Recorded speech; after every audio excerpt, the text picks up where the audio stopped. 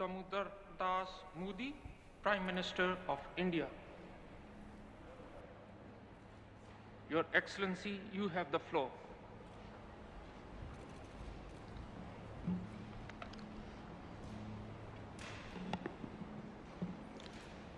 Friends, आज मैं आपके बीच उस भूमि का प्रतिनिधित्व कर रहा हूं जिस भूमि ने हजारों वर्ष पहले ये मंत्र दिया था, समगच्छध्वं समध्वत्वं संवो मानसी जानताम। आज 21वीं सदी में ये मंत्र और ज्यादा महत्वपूर्ण हो गया है, प्रासंगिक हो गया है। समगच्छध्वं यानी सभी साथ मिलकर चले, संवध्वं यानी सभी मिलजुल कर आपस में संवाद करें, और संवो मनानस्य जानताम यानी सभी के मन भी आपस में मिले रहें। फ्रेंड्स, जब मैं पहली बार क्लाइमेट समिट में पेरिस आया था, तब मेरा यह इरादा नहीं था कि दुनिया में हो रहे अनेक वायदों में एक वायदा अपना भी जोड़ दूं। मैं पूरी मानवता के लिए एक चिंता के साथ आया था। मैं उस संस्कृति के प्रतिनिधि के रूप में आया था जिसने सर्वे भवन्तु सुखिनः अर्थात सभी सुखी रहे का संदेश दिया है। और इसलिए मेरे लिए पेरिस में हुआ आयोजन एक समिट नहीं, सेंटिमेंट था, एक कमिटमेंट था। और भारत वो वायदे विश्व से नहीं कर रहा था, बल्कि वो वायदे 125 करोड़ भारतवासी अपने आप से कर रहे थे। और मुझे खुशी है कि भारत जैसा विकासशील देश जो करोड़ों लोगों को गरीबी से बाहर निकालने में जुटा है, जो करोड़ों लोगों की ईज ऑफ लिविंग पर रात दिन काम कर रहा है, आज विश्व की आबादी का 17% होने के बावजूद जिसकी एमिशंस में रिस्पॉन्सिबिलिटी सिर्फ 5% रही है, उस भारत ने अपना कर्तव्य पूरा करके दिखाने में कोई कसर बाकी नहीं छोड़ी है। आज पूरा विश्व मानता है कि भारत एकमात्र बड़ी अर्थव्यवस्था है जिसने पेरिस कमिटमेंट पर लेटर एंड स्पिरिट में डिलीवर किया है। हम संकल्पबद्ध होकर हर संभव एफर्ट्स कर रहे हैं, परिश्रम कर रहे हैं और परिणाम लाकर दिखा रहे हैं। फ्रेंड्स, आज जब मैं आपके बीच आया हूं तो भारत के ट्रैक रिकॉर्ड को भी लेकर के आया हूं। मेरी बातें सिर्फ शब्द नहीं हैं, ये भावी पीढ़ी के उज्जवल भविष्य का जयघोष है।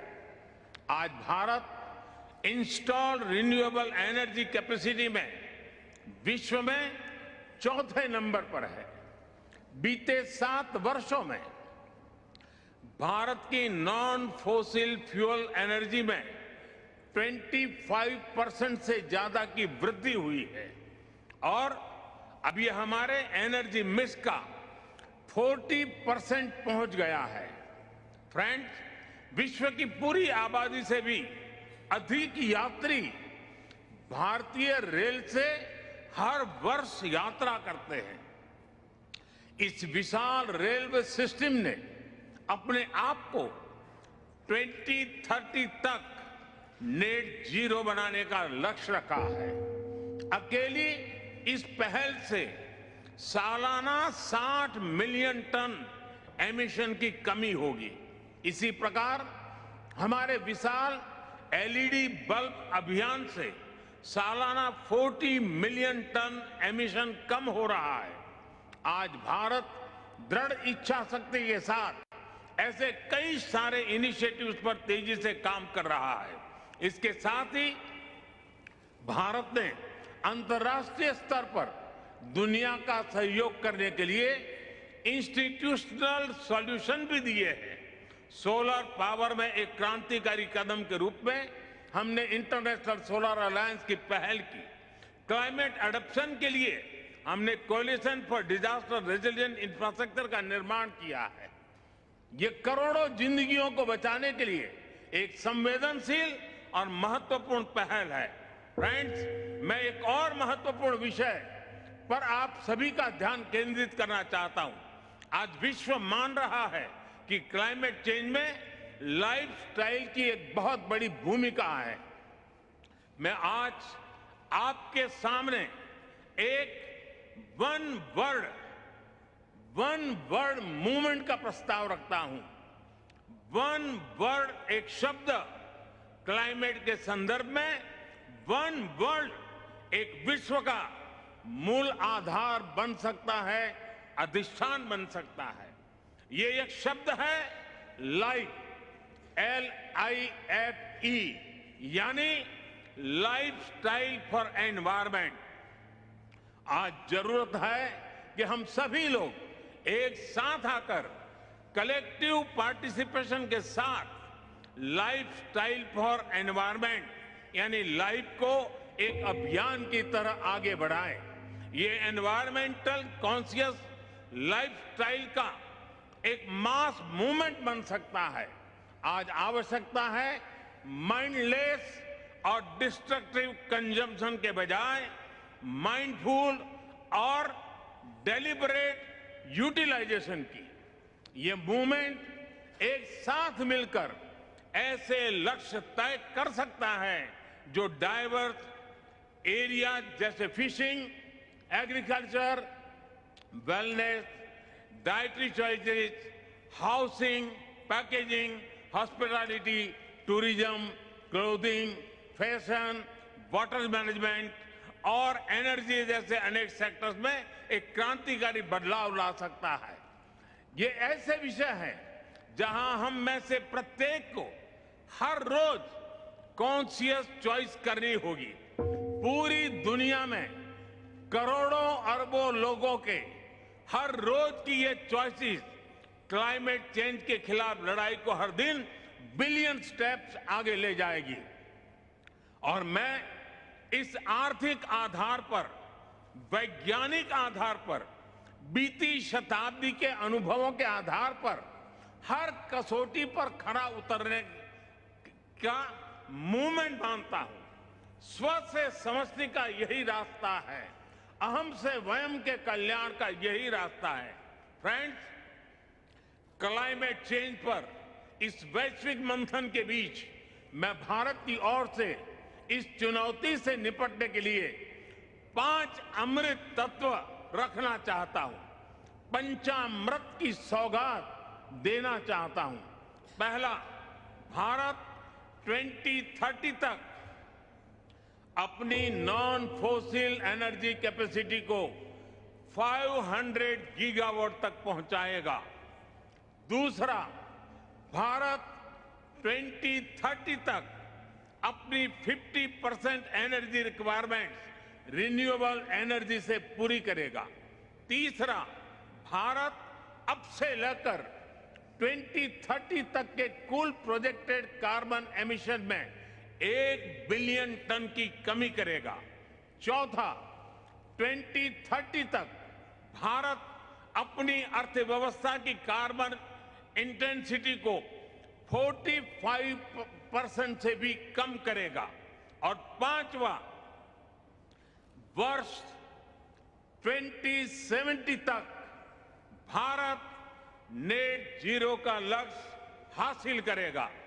ये पंचामृत क्लाइमेट एक्शन में भारत का एक अभूतपूर्व योगदान होंगे। फ्रेंड्स, ये सच्चाई हम सभी जानते हैं कि क्लाइमेट फाइनेंस को लेकर आज तक किए गए वायदे खोखले ही साबित हुए हैं।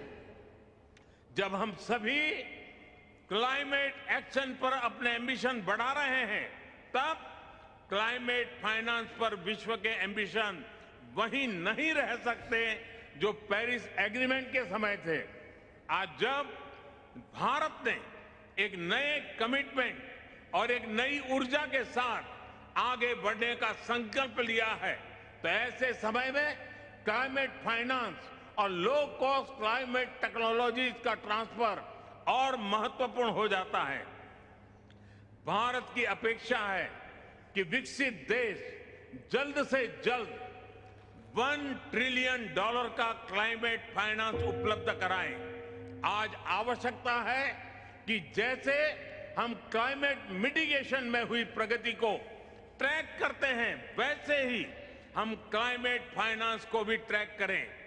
उचित न्याय तो ये होगा कि जो देश क्लाइमेट फाइनेंस पर किए अपने वादों पर खरे नहीं उतरे, उन पर दबाव बने।